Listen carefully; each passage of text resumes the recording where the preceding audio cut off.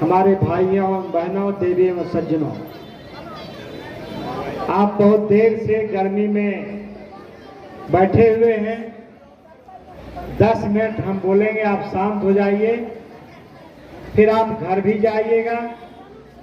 हम प्रयास करेंगे कि 10 मिनट में अपनी बात को खत्म कर दें।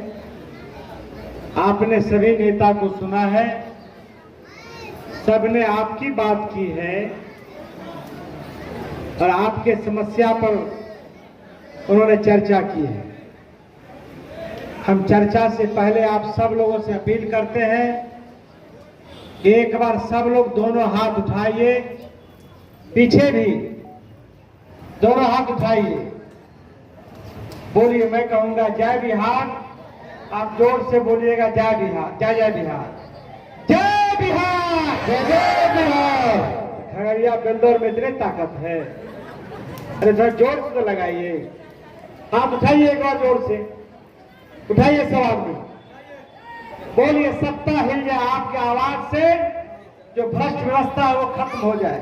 बोलिए जय बिहार, जय बिहार, जय बिहार, जय बिहार, जय बिहार, जय बिहार। भाइयों, आप सभी लोगों ने बहुत देर से हमारे सभी नेताओं को सुना है। बेलदौर का इलाका, ये खगड़िया का,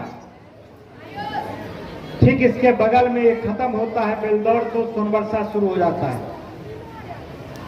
वहीं हमारा घर है, सौर बाजार में रौता गांव है, और यहीं से हम 2-2 बार एमएलए जीते। लेकिन मेरे संघर्ष की कहानी लगभग 20-25 साल का है वो सोनबरसा का। और जब हम घूमते थे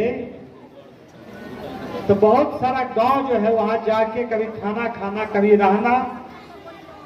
मेरे चुनाव में भी इस इलाके के बहुत सारे लोग जाते रहते थे और मदद करते थे।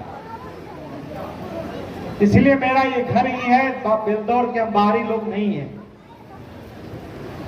बेलदौर जो इलाका है उसकी सबसे बड़ी समस्या है,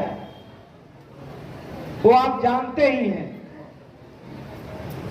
नदी, कोसी नदी का और विभिन्न जो नदी है उसका कटाव से प्रत्येक साल सैकड़ों घर उसमें कट जाते हैं गरीब लोगों का। एक बार घर कटता है, फिर दूसरी जगह झोपड़ी खड़ा करता है, फिर कट जाता है तीसरे जगह। ये समस्या है।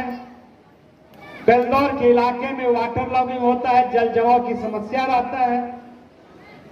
लेकिन बेलदौर उसके बावजूद भी जो यहाँ खेती होती है मक्का की,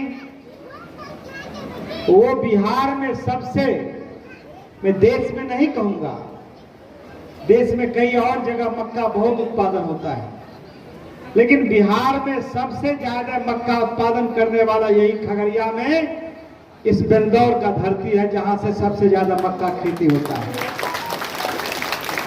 जहां सबसे ज्यादा मक्का की खेती हो, उस इलाके का दुर्दशा आप देखिएगा। अब गांव जाइएगा तो गांव में पुरुष नहीं मिलेगा, महिलाएं मिलेगी। वो महिला क्यों रहती है? पुरुष तो चला गया पंजाब, हरियाणा, दिल्ली 8,000-10,000 की नौकरी के लिए। महिलाओं गांव में है, घर में है, किसी तरह अपना जीवन यापन करता है। जो उनके बच्चे हैं वो स्कूल नहीं जाते हैं पढ़ने के लिए, और ज्यादातर लोगों के पास जमीन भी नहीं है। उनका जिंदगी, उनके पूर्वज का जिंदगी, उनका अपना जिंदगी और उनके आने वाला पीढ़ी बच्चों का भी जिंदगी मजदूर जैसा ही रहता है। आप आएंगे, हम लोग जाएंगे आपके बीच में। अभी चुनाव आएगा, चुनाव में नेता आएगा, आप बोलिएगा कि स्कूल में पढ़ाई नहीं होता है, घर बसने के लिए हमारे पास जमीन नहीं है, दाखिल खारिज में पैसा लगता है, समय पर इलाज नहीं होता है, गली नली नहीं बना है, घर का कटाव हो रहा है। आप एक से एक गिनती कीजिएगा, बताइएगा कि हमारी गरीबी जो है, हमारा बाल बच्चा, हमारा समाज, हमारा बेटा, हमारा पति बरसों छोड़कर दिल्ली, पंजाब, हरियाणा में आता है, लेकिन चुनाव जब आएगा तो उसको आप भूल जाइएगा। आप उसी को वोट दीजिएगा जो 2005 से 2000 से लेकर लगातार अभी तक एमएलए है, उसी को आप वोट देते रहिएगा और जिताते रहिएगा। आप भूल जाइएगा कि हमारा गरीबी कहां चला गया, हमारा बेटा दिल्ली पंजाब में मजदूरी कर रहा है, वो भूल जाइएगा। आपका बाल बच्चा स्कूल में नहीं पढ़ रहा है, उसका कोई आपको चिंता नहीं रहेगा। आपके बच्चों का इलाज, आपका इलाज अस्पताल में नहीं हो रहा है, वो सब भूल जाइएगा। आप भूमिहीन हैं, वह भी भूल जाइएगा। आप तो वोट इसीलिए दीजिएगा कि आपको बताया जाए कि आपका जाति का पार्टी है, ये आपका जात है, ये आपका धर्म है, ये आपको समझाया जाएगा। आपको वोट देने का कीमत भी मालूम नहीं है। अरे आप एक बार वोट देते हैं, एमएलए बनता है, वो अपने 7 पुश्त का इंतजाम कर लेता है। गरीब घर से कोई एमएलए बनता है, वह 7 पुश्त का चिंता करता है। आपके वोट से वो इतना अमीर हो जाता है कि आपको उसका चिंता नहीं रहता है, आपकी वो चिंता नहीं करता है, लेकिन आप उसका चिंता करते हैं। मेरा जात का है इसलिए उसको वोट देना है, मेरे धर्म का है इसलिए वोट देना है। जनसुराज आज आया है। प्रशांत किशोर जी, आप जानते हैं कि वो अच्छे पढ़े लिखे इंसान थे, उन्होंने अपनी पढ़ाई अच्छे तरीके से की थी, और लेकिन उसका दादा क्या था, कोई जमींदार नहीं था।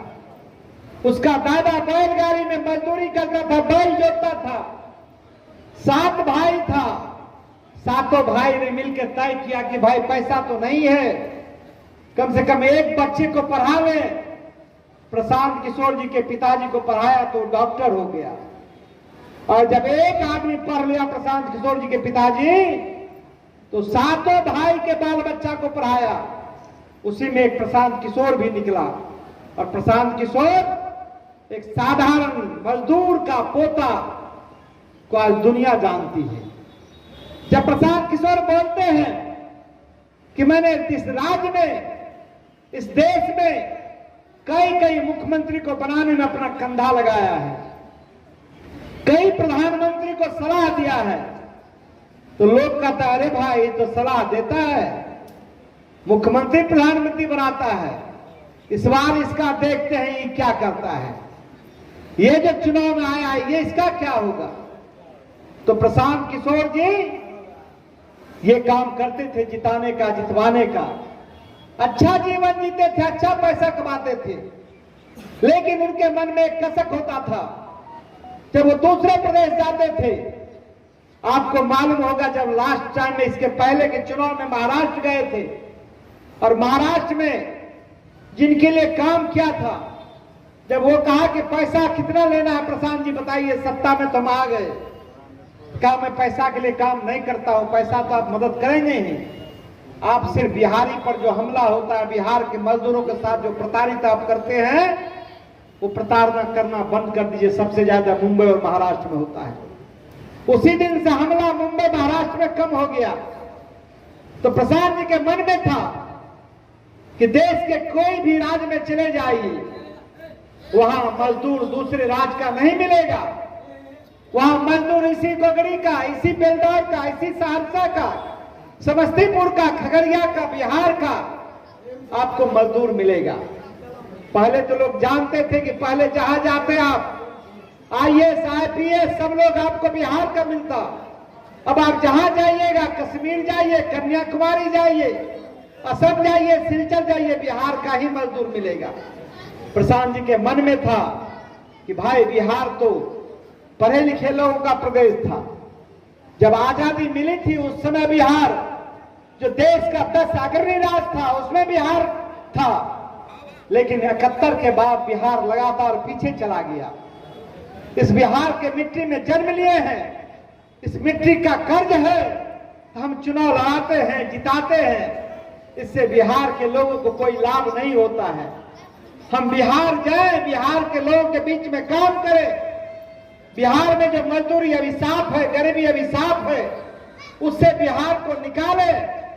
तो आदमी चला आया और लगातार 2 साल तक चंपारण से पैदल चलते चलते गांव-गांव का छाप मारा। जो आदमी सुकुमार हो, जो डॉक्टर का बेटा था, जो करोड़ों अरबों का मालिक था, जो एक बार किसी को सलाह देते तो 500 हजार करोड़ रुपया कमाता था, उसको लात मार कर प्रशांत जी आपके बदहाली के लिए, आपके गरीबी के लिए, आपके गुर्बत के लिए, आपके पलायन को लेकर वो व्यक्ति गांव-गांव घूमने लगा। जब गांव घूमना शुरू किया तो लोग मजाक उड़ाते थे, अरे प्रशांत किशोर आए हैं, 2-4 दिन, 10 दिन, 1 महीना, 2 महीना घूमेगा, चला जाएगा। लेकिन घूमते घूमते वो खगड़िया भी आ गया, घूमते घूमते सहरसा भी गया, मधेपुरा भी गया, सुपौल भी गया। 2.25 साल उनको लग गया है। अभी 6 महीना से यात्रा रुका हुआ है, लेकिन एक क्षण बैठा हुआ नहीं है। कब दिन होता है, कब रात होता है, उसके लिए तो माना नहीं रहता है। आप देखिएगा प्रशांत किशोर आएंगे जरूर खगड़िया, ना बाल थकड़ना होता है, एक एक कपड़ा 3-3 दिन तक पहनता है, कपड़ा भी फटा रहता है, उसकी भी चिंता नहीं रहता है। इसीलिए चिंता नहीं रहता है कि उसको मालूम है कि बेलदौर में जो हमारी माँ बहन है उसके तन पर तो कपड़ा नहीं है। जब तक तन पर कपड़ा नहीं हो जाए तब तक इस संघर्ष को जलाते रहना है। प्रशांत किशोर यही काम कर रहे हैं। प्रशांत किशोर जी क्या बोलते हैं? प्रशांत किशोर जी यही बोलते हैं कि हमको वोट नहीं चाहिए, हम कोई राजनीतिक पार्टी नहीं है। जनसुराज तो अब बना है 2 अक्टूबर को। उन्होंने कहा कि गरीबी से निकलना है तो गरीबी का 3 ही रास्ता है। जो दुनिया का सबसे बड़ा दार्शनिक प्लेटो था, उसने कहा था कि गरीबी से निकलना है तो गरीबी से निकलने का 3 रास्ता है।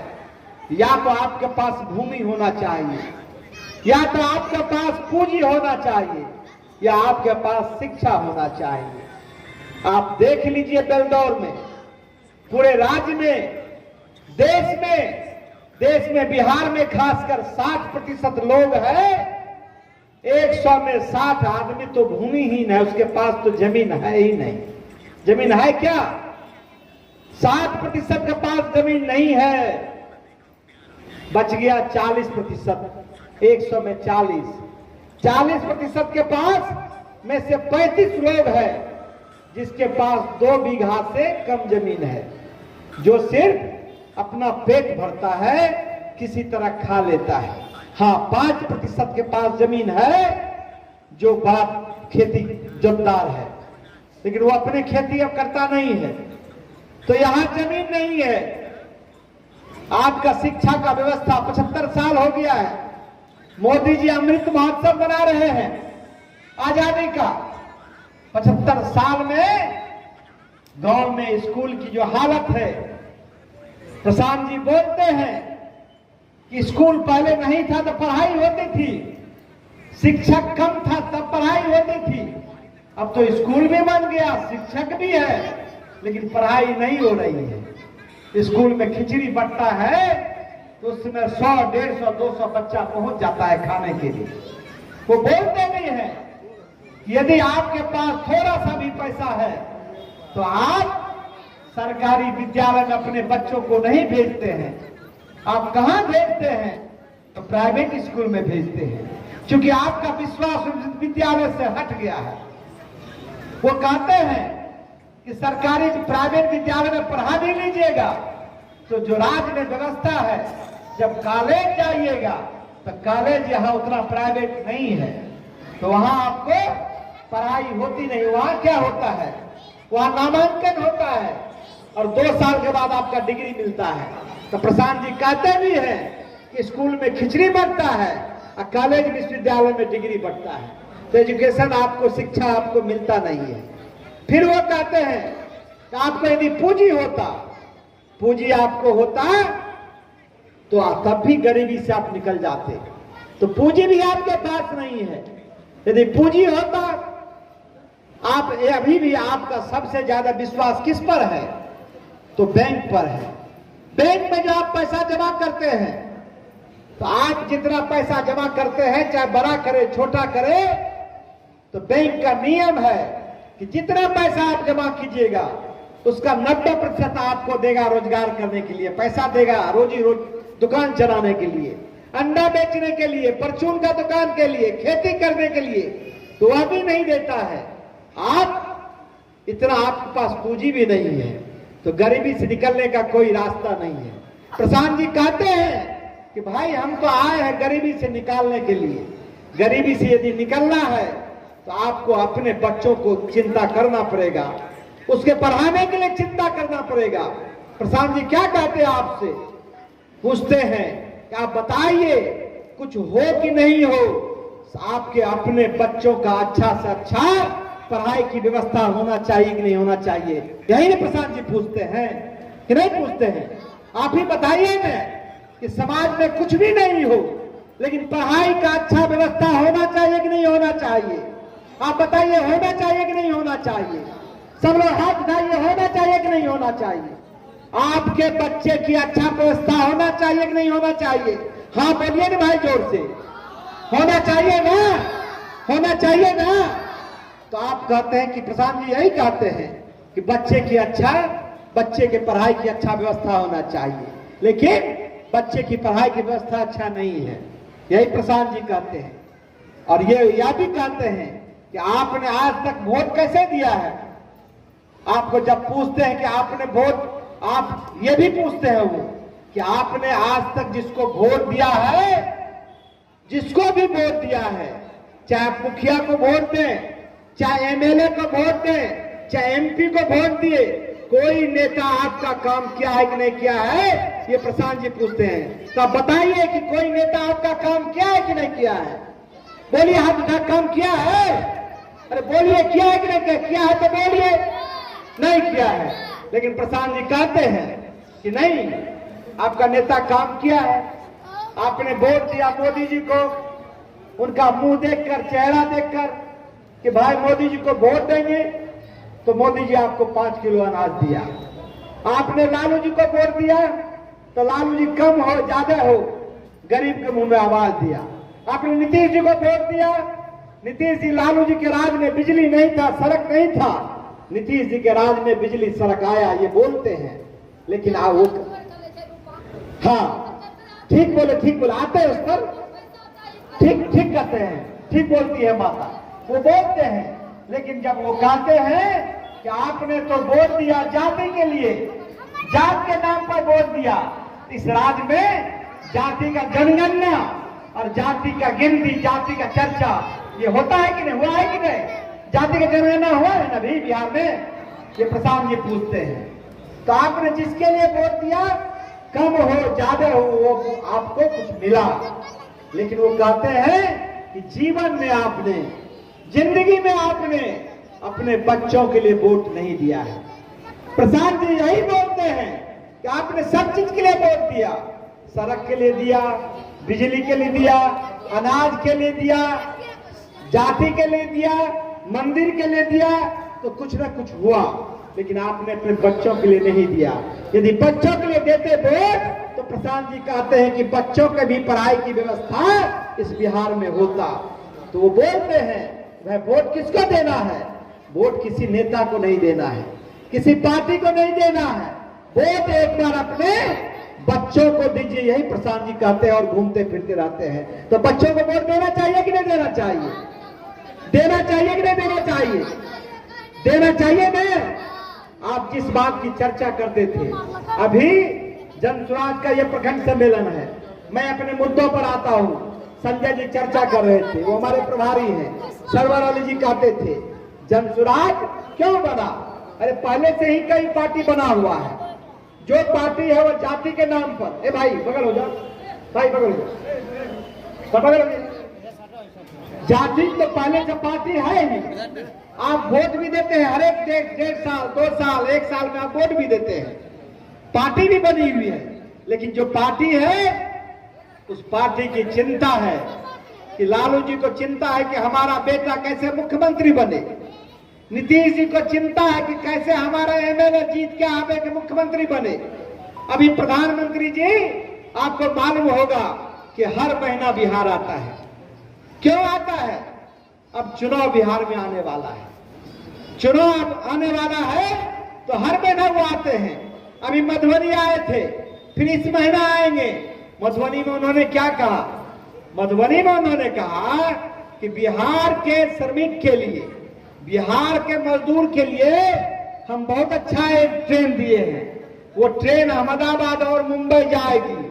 अरे भाई, बिहार के बल पर केंद्र में सत्ता है। आज नीतीश बाबू समर्थन वापस ले ले तो मोदी जी की सरकार गिर जाएगी। है नहीं ये बात कि नहीं है? गलत बोल रहे हैं, है ना?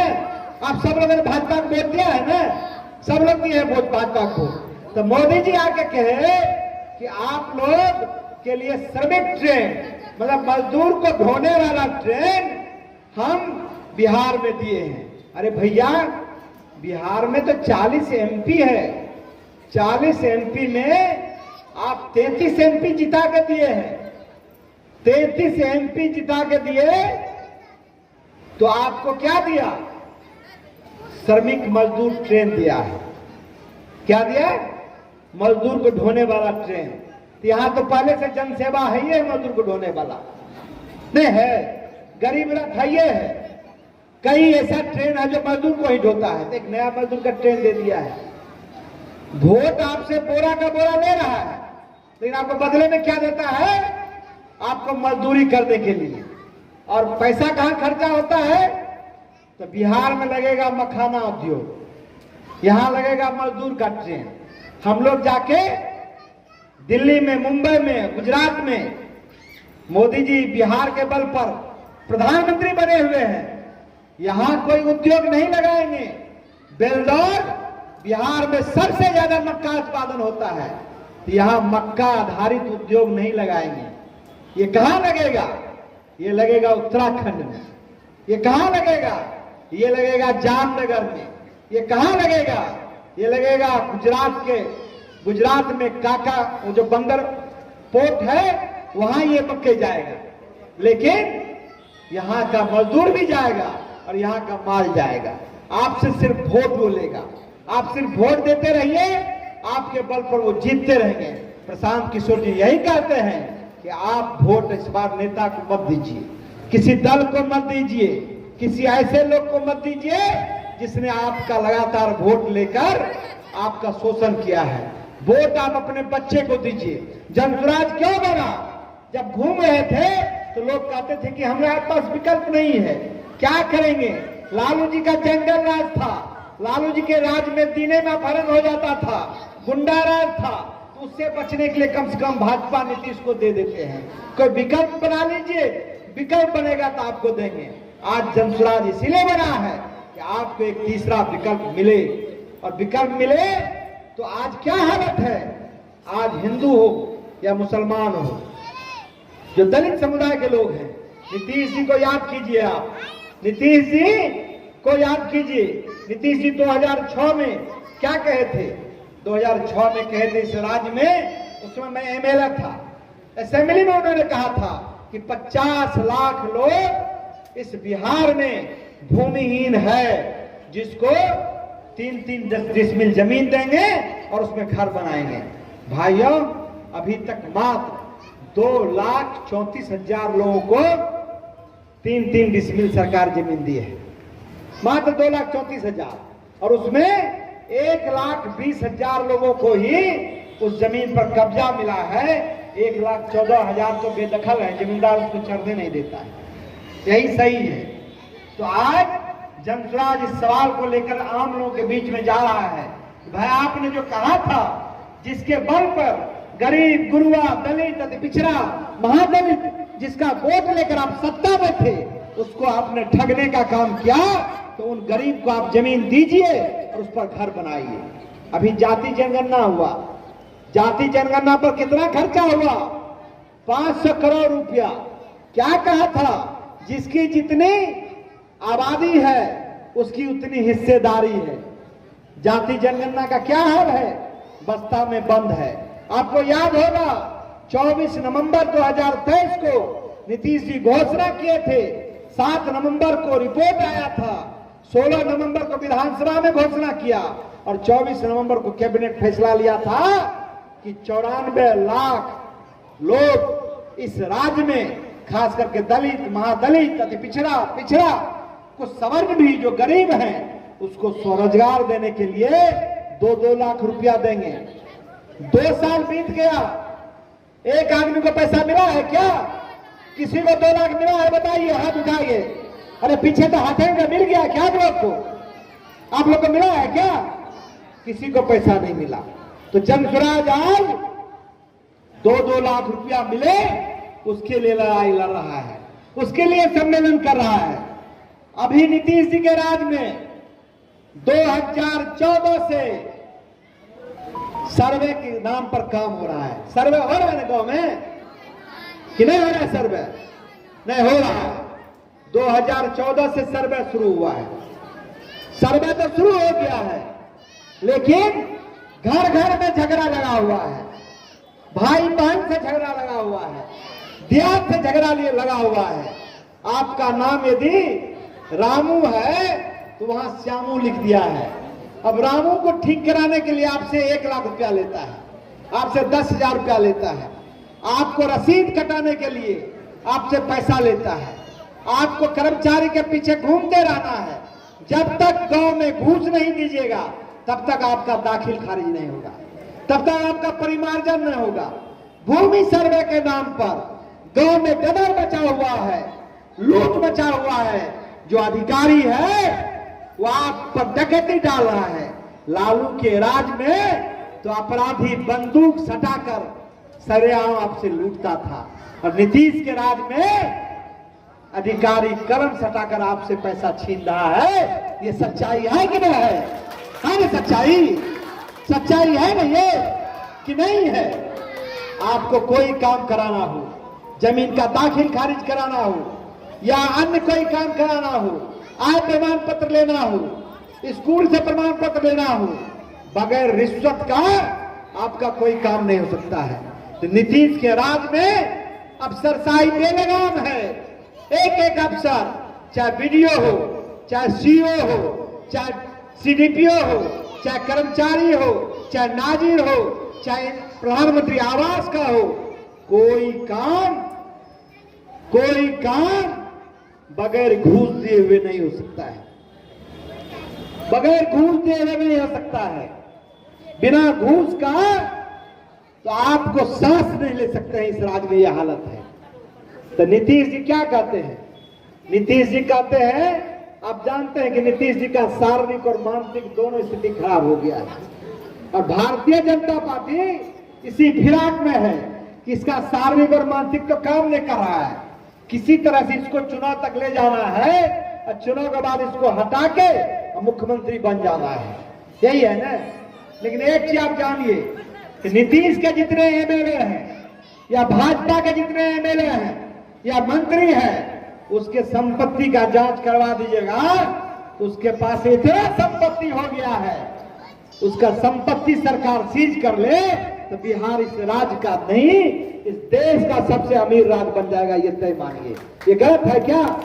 आप याद कीजिए ना, जो साइकिल पर चलता था, जो मोटरसाइकिल पर चलता था, जो बंदूक लेकर चलता था, आज कई चिमनी का मालिक हो गया है, कई पंप का मालिक हो गया है, कई गाड़ी का मालिक हो गया है। कितने बड़े बड़े लोग हो गए हैं। वो पैसा दूसरे का पैसा नहीं है, वो आपसे लूटा हुआ पैसा है। आपसे अधिकारी पैसा लूटता है, इंदिरा आवास के नाम पर लेता है, जमीन दाखिल खारिज के नाम पर लेता है, थाना में केस करने के नाम पर लेता है, और वह पैसा कमीशन में एमएलए को देता है। वह पैसा सरकार के लोग लेते हैं, वह पैसा एसपी और डीएम लेता है। ये आपको सोचना पड़ेगा। प्रशांत किशोर जी यही कहने के लिए आया है, जनसुराज यही कहने के लिए आया है, इससे निकलिए, जात से धर्म से मत निकलिए, आप पार्टी को वोट मत दीजिए, आप अपने बच्चे को वोट दीजिएगा। किसको वोट दीजिएगा? बच्चा। किसको दीजिएगा? अरे किसको वोट दीजिएगा? बच्चा।